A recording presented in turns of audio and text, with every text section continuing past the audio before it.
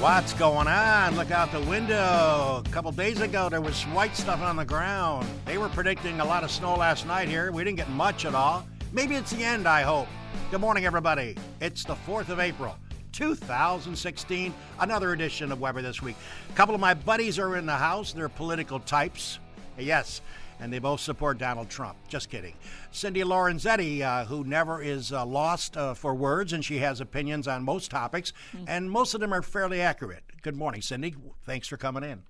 Thanks for that little preamble. Well, I like to go on to that. And my good friend Steve Churchill, who I made famous, and he got so famous that Josh Durso, who does another show for Finger Lakes One, invited him on his show. So, Steve, you've built yourself quite a fan base. Absolutely, and I'm really happy I was able to squeeze you in this morning. But remember, I made you who you are today. You did. All right. Let's talk about the board. A lot of things to talk about. Let me start off by saying that Bob Aronson and the IDA, I know it's one of your topics, Cindy, you'd love to get into, this depot bid process. I was under the impression, and I'm just some stupid Minders Academy former graduate, that thought we were going to have transparency on the bids. But, Cindy, explain to the audience why they did not make it public, the bids. Is that something that they don't want to do or could have done? Or I had people ask me about that to ask you. What's the story on the bid process? Way to hit me, Harold, right up front. That's Honey, okay. All right, but go ahead. All right, so yes, actually, some of the bidders that put in did not want their bids to be known publicly, and that they had stated that. It went through the legal course. The IDA lawyer took the time, researched, came back to the IDA board and said such. That because it doesn't have to be made public at this time, because if in fact bidders were made known with their name and how much they bid and how many pieces they wanted of the depot, that could cause some problems down the road for future negotiations. And quite honestly, it does make sense. Now, if you ask me at the end, when it's all said and done and there is someone picked, should the bids be made public? Right. Then I would say yes, because people have a right to know who put in a bid. That's what I thought. But at this point, it's still in the process of negotiations, and it would kind of be like if you're selling your house, right.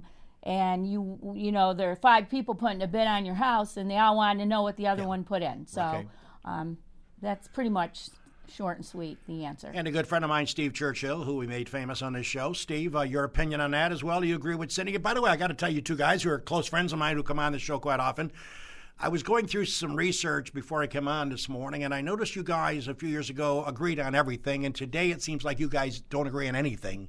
Is that a fair statement, Steve? You guys are at crossroads of not agreeing on a lot of procedures at the board level. I read between the lines. Mm-hmm. Could you explain that? Or I think you just summarized it perfectly. It is somewhat true. Cindy and I have kind of had some differences in the past 6 months or so, and a lot of it I've noticed revolves around the IDA and the actions. But I feel Cindy is beginning to come back, which is good. There is hope for her. But as far as the depot process goes, I was never in favor of that process at all. I think a lot of folks know that. Right. I really felt that the board, Seneca County Board, should have taken possession, and we could have worked on putting together a plan for the long term. I mean, you've heard that's why we were in here, Paul Cronenwater, myself, and Josh's show. But the board decided they didn't want to do that. I mean, that's got nothing to do with just Cindy alone. It took more than just Cindy, but she was on the wrong side of that issue. Well, Cindy, like Donald Trump gets a chance. You want to rebut that? You were on the wrong side of it. Does it make any difference to you that you're on the wrong side of it? Well, I want to think that I understand that Steve feels I'm on the wrong side of it, but he also knows that I bring a lot of the beliefs that he shares to try to change that wrong side of it. And one thing I hate to say, change takes a long time, unfortunately, but we're plugging away at it. Cindy Lorenzetti and Steve Churchill, my good friends from the political world. Let's talk about a headline that Supervisors take steps to address looming fiscal crisis regarding Nick Ciotti's retirement and the financial brainpower of the county. Let me give Steve your opinion on that. Where do we stand on that? Well, first of all, it's not a crisis. Okay, and if it is a crisis, it's a crisis being contrived, in my estimation, by our county manager, to be honest with you. I think Nick certainly has done an outstanding job, been there a long time, can do the job in his sleep. Are there other Nicks in the world out there? Absolutely. Nick's going to leave at the end of this year. He's indicated he's going to retire in October. The normal process would be, since it's in the middle of his term, that the governor would appoint. That said, I have no problem with that going forward. I think we will survive this. But our new county manager, who's only been there a few months, seems to think that the sky's falling. I don't agree with it.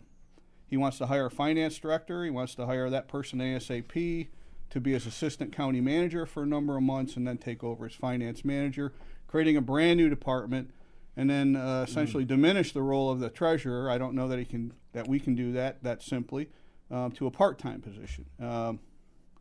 It raises more questions than there are answers, but he wants to have all this done in a very, very short time. He'd like to have it done in 2 weeks when we meet, as the full board meets. But it hasn't gone through the proper committees. Number one, to create that job, it would have to go through personnel. Personnel hasn't even met to discuss it. We're currently talking about it. The structure of creating that finance committee, we're going to have a workshop this Saturday. Cindy is the committee chair of government ops. But Cindy, your opinion on what Steve said? You agree or disagree on that, as far as the way they're moving forward? We are moving forward at a quick pace, and that is exactly why I said we need to do a workshop on a separate day as a committee meeting or a board meeting. So it will be this Saturday, April 9th, at the Seneca County Office Building from 9 to whatever. It's an open meeting. I'm sure if there's people from the public that would like to sit in and possibly at the end ask questions. The one thing, though, there's some legal ramifications that I'm not quite sure about, and that is the treasurer spot. They had talked about possibly coming up where we would get away with the treasurer spot, vote it down by public referendum. And quite honestly, I don't see that happening because different towns have tried to do that with highway superintendents, and it really doesn't fly. People still want to know that they can vote a few people in office and they want to elect them. There's a lot of pros and cons either way, but it is what it is. As far as the position, I think that we probably need someone to direct finances, especially now with Lago, all this added income, and we need to know what direction this is all going to go into. He wants to kind of unite the different heads of finances, get them all into like a department, and have them answer to one person that's solely going to be responsible for that. I don't have a problem with that theory and that design or that plan, but I do believe, I think that we need to take a little more time. And I think we have to have all our questions answered, and everybody, for the most part, feel comfortable about moving forward with it. Yeah, and Harold, if I could add this. Sure. One of the reasons that I really support the structure as it is, and that's with a strong treasurer's office, is it gives you a separate set of eyes, separation of duties. If we create a finance department, put the finance director under the county manager, then you really don't have a second set of eyes. I mean, we have an elected comptroller in this state really for that same purpose. That's why you have a treasurer's office that's separate. The other thing is, it's my understanding that this isn't the first time this has been looked at on the board, and it was rejected in the past because there are some issues with some of the departments having to, it's a requirement that they maintain their own finance, essentially, keep track of their books. I think DHS might be one of those. State has a lot of regulations when it comes to some of the departments in the county. DHS, mental health. My understanding is those folks, you might not be able to pull the finance department, the person out of their department. And that's why it kind of fell flat in the years past. That's what I've been told. So those are the kinds of things that need to be looked into, and it takes some time. You can't, this ready, fire, aim attitude has got to go. Cindy Lorenzetti, Steve Churchill, good friends, talking politics. Cindy, one thing that confuses me, and I met John Shepard once or twice since he was hired by the board, but isn't it not up to the board, you and Steve and the rest, to determine which direction you go in this eventually? Can John just arbitrarily do this? No. No, he can't. No. He can recommend. He can recommend. Okay. He can suggest, but he works for the whole 14 board of supervisors. So it's, he has to get everyone's approval or the majority's approval when you vote. But again, I think the thing about putting the treasurer to a part-time position is not going to happen. And the treasurer is going to have to be the treasurer. And actually in Ontario County, they do have the finance director and they have a full-time treasurer. So I believe that the treasurer spot should probably be the way it is. One topic that has driven me crazy reading about it over and over, it's like a bad nickel keeps showing up, and I got to get your opinion on, and Ted Young has forwarded this for about, I don't know, as long as I've been reading. Yep, it's about sharing the revenue, the tax revenues. The board had been asked over and over and over, are you going to share with it to the village and the towns of Seneca County? Is the board looking at that, considering it? I've been confused. Where do we stand on that? It seems like it's always showing up. They want you to give some of those funds, split them up to the towns and villages of Seneca County. Cindy, your comment on that? It never ends, it seems like. The request is always there, right? Yeah. The request has been there, and we've listened to it. Okay. And I think that it's something we will definitely look at again in the future. But right now, I think that, until Lago gets up and running and we have a better idea of where we're going to head and get a capital improvement plan in place. Okay. I know one thing for all of us, even though we all don't always agree, but the development of the 318 corridor is very, very important. Mm-hmm. And by developing that and bringing in different businesses, it will help the villages and the towns because of the sales tax. So I think it's something that we will look at. Does it have to be looked at tomorrow? I don't think at this point, no. It's been going on for some time, Steve. Well, I don't think it's been going on that long. To be honest with you, I heard about it probably 6 months. Seems like Ted Young brings it up every year. Well, maybe Ted. Since Lago. The first I heard about it was a gentleman in Interlake, Mr. Bosman, who was on the board. He brought it up. I happened to be at their board meeting that night speaking about the gas storage project. And he brought it up. They came up with a proposal. It was just that. And to be honest with you, I was right off the bat, I thought, you know what, it's worthy of discussion. And that was my attitude. It remains the same. Last year, the Seneca County board wanted nothing to do with it. And that's the way it kind of ended. Now we have a new board. We have some new members, and it's been brought up again. And I think the board now seems to be in the position to at least be willing to talk about what it might look like. In your mind, what's the number one negative of the board's level to think of not doing it? What is the detraction of not doing it? Is there one thing that sticks out? I mean, look, at the end of the day, the only argument is who is in a better position or more capable of spending that money appropriately. Mm-hmm. I think is what it boils down to. And last year it was clear that we should be doing that at the board level. We don't need to be distributing it. We can do a better job. I think that's a fairly arrogant statement without actually looking at it. I mean, at the end of the day, we're all in the same county. 10 of the folks that sit on the county board are county supervisors. You would think they would want some of that money to bring back to their towns to help out with some of the infrastructure issues and other issues that they have. If we can better our county from the north end to the south end by doing something like that, I'm all for it. And we're only talking about the proposals today are just a portion of new tax dollars. Right. Not eroding the base that we already have or that we want to establish. Mm-hmm. And then it's only a percentage of a percentage. So if we can help out some of these other communities that are falling down, they have their issues. They need some cash. By the way, Cindy, I would be remiss if I didn't bring up the changing of the chairs. We haven't talked in some time. That was signature. Home run. Home run. It was interesting. Bases loaded. Bases loaded. Let me recap this. Bob Heisen, our good friend, my good friend, went in with the attitude or thought process that he would be reelected. And then all of a sudden, you guys, I understand the Democrats were in a separate room. They discussed certain issues. They came out. And lo and behold, votes were taken, and all of a sudden, Mr. Westfall, a Democrat, becomes the new chair. Bob Heisen is turned back at his attempt to be chair. We don't have 3 hours to talk about this. It's a hot topic. It was, and it still probably is. The thought process, Cindy, having been in politics as long as you have, what was your thought? What unraveled? That was a long shot. So if we had to bet, I probably would have not bet. But anyway, it turned out, it happened. It was about who voted for who, and I'm not even going to tout the Democrat-Republican. I hate to do that. I don't do that. My only answer is that the better person that night won. And it became evident when people had to cross over their party line to support us. But it's happened now twice, back to back. Wow. And I just think that sends a message. of what we need for our board of chair and how they have to be a leader. Steve, I talked to you after the announcement was made, and I was admittedly shocked. I thought Heisen was a shoo-in. What was your opinion of what transpired as well? Shock? I'll be the first one to admit. I mean, I played a big role in that, and I'll be honest with you. One of the reasons that I did was because Mr. Heisen never approached any of us on the other side of the aisle to ask for our support. Had he done that, it might have been a different outcome.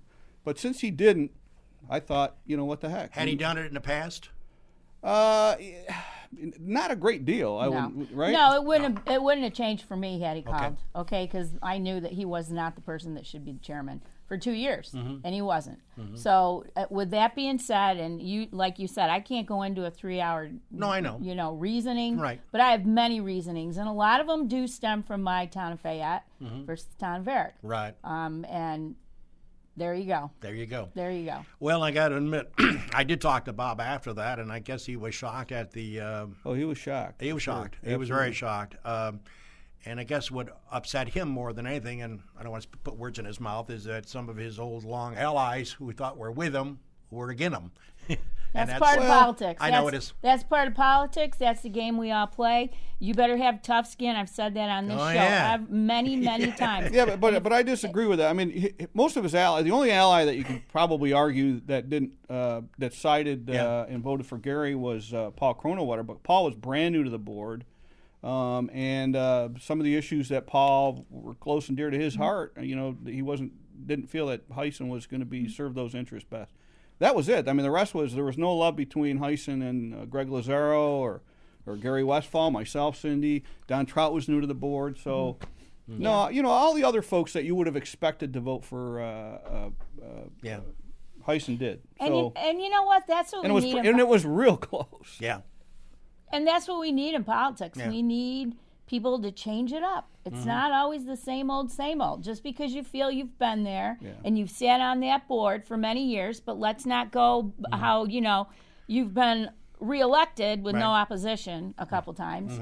And that is another sad point, that people don't have more people that want to get involved and run. Okay? Because that puts those people back there. Right. And I'm not just talking here. I'm talking Albany. And I won't even go to the Washington scene. Let's just keep it at New York State and with Albany. They get voted back in again and again and again. I know. And on the way in Term this limits. morning, I guess Bob Oakes doesn't want to run for Senator Nozzolio's seat. So right now, I don't know who is. Who is? Well, sad. I know. But Bob. Yeah. Bob being a very politically savvy person, I was really surprised that he didn't appreciate the move because he has orchestrated a few of those in his day. And so when he came out and sat on the other side, sat over next to Mr. Kaiser for 2 months, it really shocked me. Yeah, he wouldn't even sit in his chair. Wouldn't sit at his desk for 2 months. But I thought he would have really appreciated it because it was a beautiful move, to be honest with you. Yeah, it's amazing. I agree. It was one of the shocking things that I had seen because I was at Reds and I thought it was an absolute shoo-in that he would get reelected or get put back as chair, and didn't turn out that way. And the only comment I will say that was given to me was the fact that he was disappointed in somebody that he's known for 55 years that would vote against him. So we can leave that the way it is. And but like Cindy, you just said it correctly. Politics are tough. You got to have tough skin. Yeah. And speaking of Lago, let's talk quickly about that. The process is going on crazy. I went out there with Mary last week. It's amazing how much they framed in the casino portion. And it's going crazy. Yeah. And by the way, we were waiting for FAVI to make a decision on the IDA, Article 78, which I was in court a few weeks ago, taking away the IDA spiffs for Lago.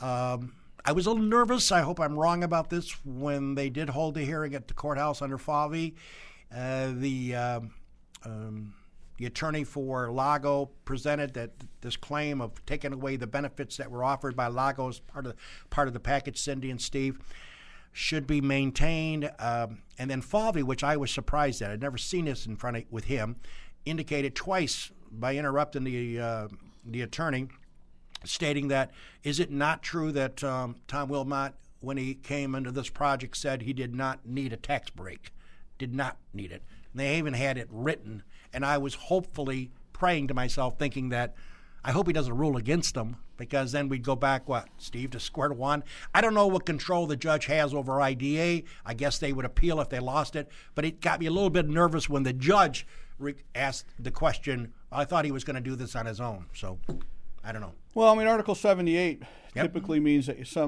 somewhere the process was not adhered to. Exactly.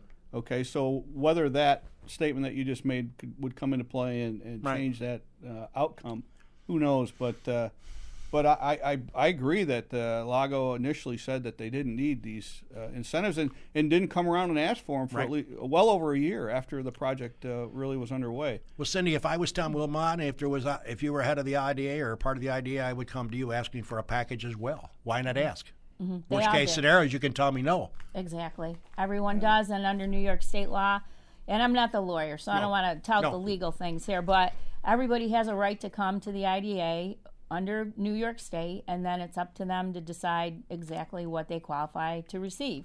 All you can do is let the legal process play out. Even landfills.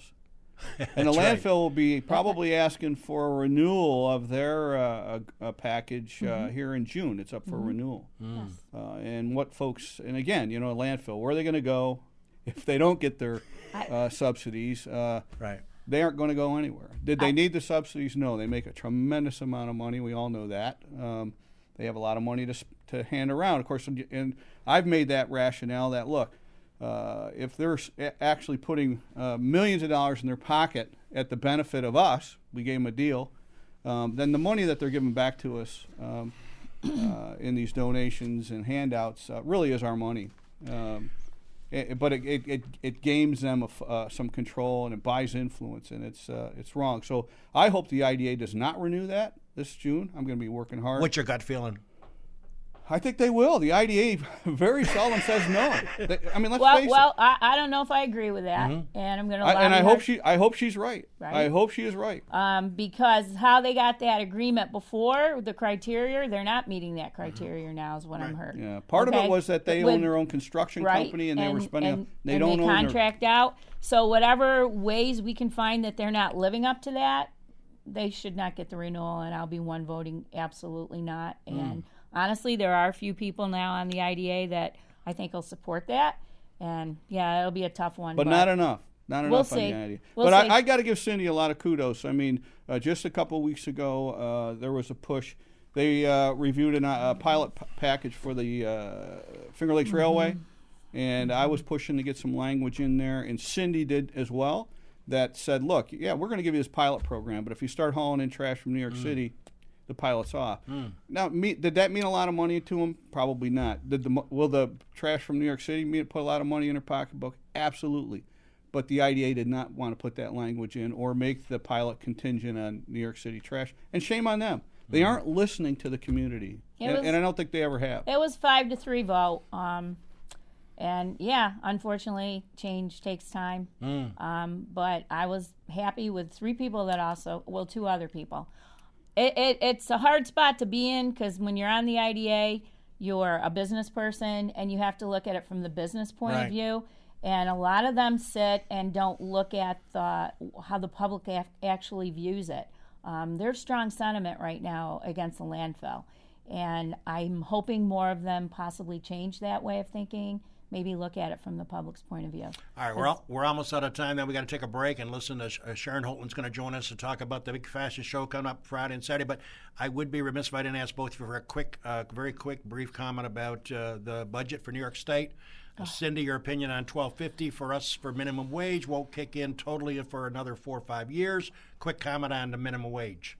Agree, like it or dislike it? Well, in committee, we voted it down, and it does come to full board. Okay. I don't agree with the way the governor again tried to put this through the process. 12 paid family leave, 12 week.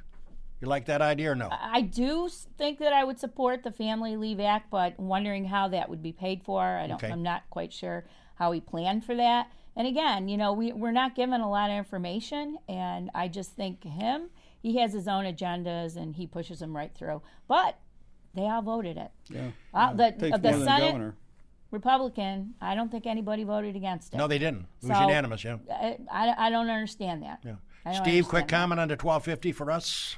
It won't be obviously $12.50 tomorrow, but it'll be waged in of every year increments. Your opinion on that?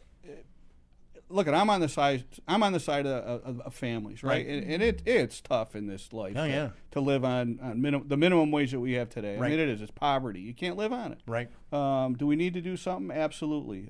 This is going to be phased in. Yep. The problem is it hasn't kept pace over the years. So, right. I'm kind of on the fence on it, to be honest with you. I mean, I understand the farmers' complaints and stuff, but the farmers get a lot of benefits as well. They get a lot of perks that the rest of us don't do. It seems like a lot of us, right in the middle, get stuck. Period. Going to be interesting. But single families, which are a lot of. Yep. Right? A lot of single mothers out there. I don't know how the hell they pay for daycare and things like that. I mean, you just can't afford it. And feed your family and drive a car and buy insurance. Well, I'm sorry, guys. We have you come back. Thank you, Cindy. Thank you, Steve. We just run out of time so quickly. We're going to take our commercial break. And by the way, speaking of landfill, Seneca Metals joins the Weber Show this morning as a new sponsor. Isn't that ironic? We'll talk about them after the commercial break. And also we'll get Sharon Hoatland on, getting ready for the big fashion show extravaganza starting Friday and Saturday across the street at the Gould. We'll come back after this. Probably going to have a lot of people. Cayuga Lake National Bank. Visit Bill Ryan and his team for all of your banking needs. Offices in Union Springs and Aurora, a fine sponsor of this show for over 30 years. DA Liquor on Bridge Street in Seneca Falls. Amy Padula and her team will find the right spirit for you every time. When you stop in, tell Amy the dog sent you. Steve Wadhams and Wadhams Enterprises, your local employer of choice. Proud supporter of Weber This Week and local athletics. Fill out an application at wadhams.com. The Gould Hotel welcomes you to come out and enjoy the revitalization of this historic downtown Seneca Falls landmark. Every Wednesday is Ladies' Night with special price drinks and half-price appetizers. Learn more at thegouldhotel.com. The Omen Theater on William Street in Lyons. See what's playing this week at omentheater.com. Located off New York State Thruway Exit 41, the McGee Diner has earned their reputation as a popular family restaurant, serving country fresh home-cooked meals daily. Stop in for breakfast, lunch, or dinner, and check out their menu at mcgeediner.com. The Seneca Falls Country Club, awesome 18-hole layout, open to the public, and a 12-month payment plan for members. Come try to par the par 4 16, the toughest hole in central New York. Check out SenecaFallsCountryClub.com. And the Newark Pilots of the Perfect Game Collegiate Baseball League, a minor league team with a major league ballpark. Season ticket packages available at NewarkPilots.com. And the Wilson Press in Seneca Falls. My good pal Rich Rickey and his team can handle all of your printing and mailing needs. Visit them online at wpress.com. Rich Rickey and Wilson Press, a fine sponsor of Weber This Week. And by the way, before we go any further, I'd like to welcome Seneca Metals as a brand new sponsor of the Weber Show this morning. Thank you very much to Kyle Black and Mark Benjamin and company out there. Seneca Metals is an award-winning company that has gone above and beyond to protect the environment and their community. As an EPA inspector once said, their operation is head and shoulders above the rest. Thank you for Seneca Metals joining the Weber Show as another great sponsor of this program. We appreciate that, and we look forward to working with them for several months to come. Well, without further ado, it's always good to bring back an old friend that just flew up from sunny Florida, probably 80 degrees into 20 degrees, and a little bit of snow. Sharon, good morning to you. Sharon Hoatland on the line. Good morning. It's great to be talking to my friends in Seneca Falls. I miss you all. Well, we miss you. Did you make it to Seneca Falls yet, or are you on your way up? I'm on my way up, actually. I don't leave until in the morning. I'm packing up my stuff for the fashion show. I'm working diligently to get the final touches done on my music. It's been a great ride so far. It's going well, very well. By the way, Sharon Hoatland, of course, the extraordinary marketing genius who did a great job at the Gould, then decided to leave and head to Florida, but she wanted to continue to be associated with the traveling little black dress. I've never been to it, Sharon. My wife, Mary, and her friends will be there on Friday. It's probably one of the signature events of the Gould. Talk a little bit about that event. It's spectacular. Well, we started this event for the House of Concern.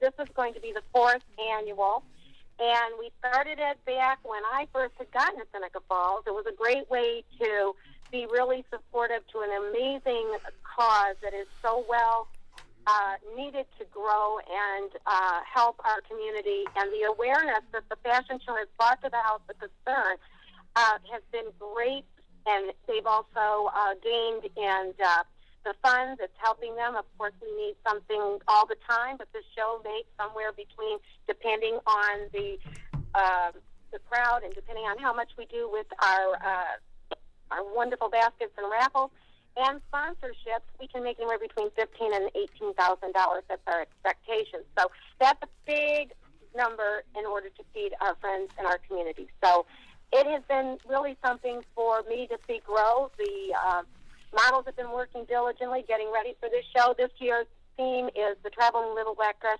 Treasures, Her Best Friends, BFF. And so you can only imagine what will go on during that show. And that's why I strongly suggest ladies and guys, all friends of anyone, to grab your friends, get a table, and hurry. Do not delay. Friday's tickets are all getting close to sold out. I think they said they've got like a table left. Yep. You can get a table of 10.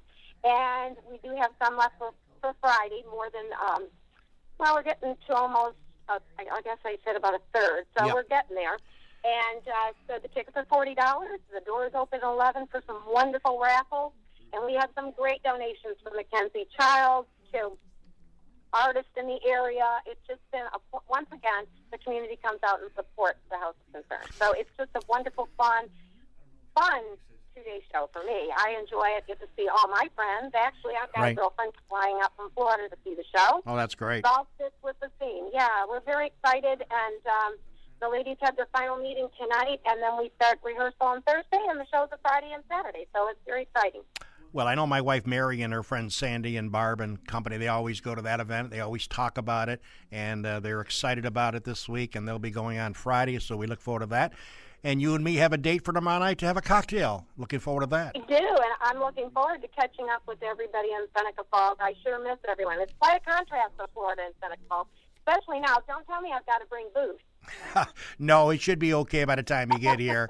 We've had a couple of days of flashing 3 to 6 inches of snow, depending on where you're at. But it's not going to be as bad. I think we're on our way to some decent weather. So just a reminder, the Traveling Little Black Dress Treasures, Her BFF, coming up, the 4th annual Luncheon and Fashion Show. Spectacular, benefiting the House of Concern. And I know Jimmy will be streaming it. He'll be doing his normal excellent job. So, Sharon, we look forward to seeing you tomorrow night. Look forward to seeing you put on another spectacular show, you and the team over at the Gould. Well, thanks so much. I look forward to it. And I want to thank Finger Lakes Lunch, Jim, and yourself. You all do a fabulous job to support the Traveling Little Black Dress, but also the House of Concern. So that's phenomenal. All right, Sharon. Thank you very much. We'll catch you tomorrow night. See you soon. Bye. Right. And by the way, ladies and gentlemen, I would be remiss if we didn't at least talk about SU before we sign off. We're running a few minutes late, but I know that Steve and Cindy want to say a couple things as Jimmy does. Let's give kudos to the SU men's program. 98% of the nation did not think they would get a bid to the NCAA. Okay, everybody thought they were not going to make it. Jimmy thought they'd get in, but most people around the country, I think ESPN did a poll, 92% said they would not get selected. They got selected. They made the Final Four. Phenomenal. So, yeah, Carolina had the big ones inside. They just kept bringing in 2 or 3 fresh ones every 10 minutes or every 6 minutes. Syracuse basketball under Boeheim, spectacular. Nobody expected them to beat a Final Four, right, Cindy? And you got to agree, they're phenomenal. I know, Jimmy, you're proud of them, being a graduate of them. You could not be more thrilled. I know you wanted to win it, but certainly you could not be more thrilled the way they turned out. Yeah, if you go back to the Selection Sunday see they be in the Final Four, and to me, once they get to the Final Four, when they win in the Elite Eight, you get that whole week where everybody's focused on Syracuse. So once you get to the Final Four, even though you lose, But yeah, I know. I loved it. It was great. I was never like to lose this North Carolina, but this wasn't the year that we were going to be dominant. But I thought we could have beat them. But anybody that says that Syracuse didn't deserve to make it is crazy. They won the battle for Atlantis. There was 5 tournament teams in that event, and they won at Duke. They beat St. Bonaventure, who had an RPI in the 20s at home. They beat Notre Dame, who was a Sweet 16 team. Or an Elite 8 team, Notre Dame. So anybody that looks at their body of work and thinks that Monmouth should have been in instead of Syracuse, I mean, that's who we were against, Monmouth, a team that lost in the second round of the NIT tournament. So that's just stupid. And everybody like Doug Gottlieb and Forty and all these people, they hate Syracuse. And, who knows why? It's because Boeheim probably said something that they didn't like. It's the last time I checked, Boeheim tells it like it is and doesn't care. Where a guy like Mike Krzyzewski has this persona about him that comes out when he loses, when he goes and tells a player on another team how to act. I know. Boeheim, you get what you get with Boeheim, and I love the guy, and he's given me over the past 30-plus years so much to look forward to when winners around here.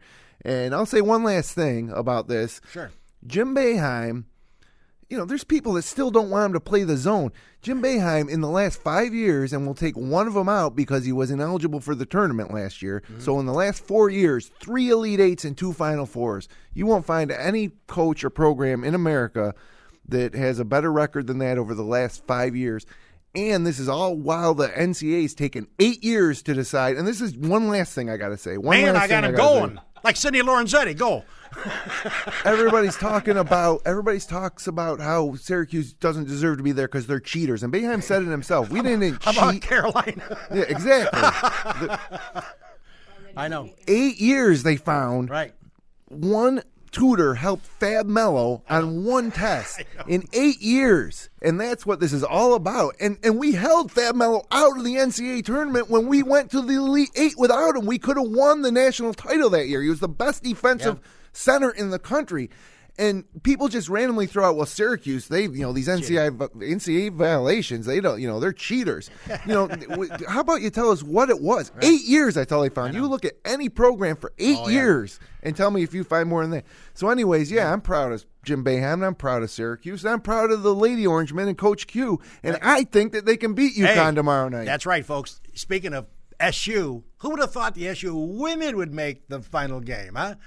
I mean, this is a program which I always needle Jimmy about. They don't get the respect of Rodney Dangerfield at the Dome. They play in small crowds from what I've seen, even though this year the crowds have been decent, but not compared to what SU men's have. But let's give credit to Hillman and that SU women's program. Yes, will it be David versus Goliath tomorrow night? Absolutely. My daughter said something to me. Okay. We were watching the games. We were in Myrtle Beach, and we watched the Gonzaga game, the Virginia game, and we watched the SU women's game. Right. And the next day, my daughter says, "How come you get so excited about the boys, but you just calmly sit and watch the girls?" There you go. And Good so point. I let her stay up late last night. Her and I stayed up late last night. We watched them drub Washington. Oh, they did. And I'm looking forward to Tuesday. Upsets happen, and Villanova beats Georgetown. The underdog wins, and we're Syracuse. They're UConn. Let's do this. I got to tell you before we wrap up, folks, how bad of a spread is this game by the Las Vegas money makers and billions of dollars exchange hands? There's not a line in the game. That's how much of a favorite Connecticut women are tomorrow night. I checked it before I came to the studios today. No line. It's unheard of. By the way, Carolina is a 2.5-point favorite over Villanova if you want to make a bet with your buddies for lunch. But no line. It's a great story. Connecticut going for their 4th consecutive national title. Brianna Stewart, as Cindy didn't realize, a Syracuse girl. 4-iron from her home to the Dome, decides to go play for Connecticut. They've won 4 national championships. Brianna Stewart has won 3 MVPs, and she's favored to win a 4th. Unheard of. If she achieves that, I don't think it'll ever be repeated in the history of basketball. Ever. 4 MVPs consecutively. Are you kidding me? Should be a great one. SU versus Connecticut. My wife Mary's pulling like mad for the SU Orange Ladies, and I just hope they play well and make it a game. Well, thank you to Cindy Lorenzetti and to Steve Churchill. And Cindy, you're not the only one that gets excited on a topic. Jimmy got excited. I've never seen him that excited. It's good to see. Yeah, and I know. He's right on top. And he is. And his daughter, Jackie, is square on, Dad. How come you don't show the same emotion for the ladies? Good question. Yep. Way to go, Jackie. You're my hero on the Weber Show this morning. Steve, thanks for coming in. You're welcome. Thank you, All right, Gerald. folks. Hey, speaking of the $12.50 per hour and all this 12-week off, Jeff Shipley, Seneca County President, Chamber of Commerce, will be my guest next week. He's not in favor of either. He's probably sad because they've adopted it. We'll talk to Jeff Shipley on that. And they're moving, I understand. Mm-hmm. They're moving their location. We'll talk about that with Jeff Shipley next week here on The Weber Show. Speaking for Cindy Lorenzetti and our mild-mannered Steve Churchill and our mild-mannered owner-director Jim Seneca, this is a dog bidding you a farewell and a happy week, everybody. Yay.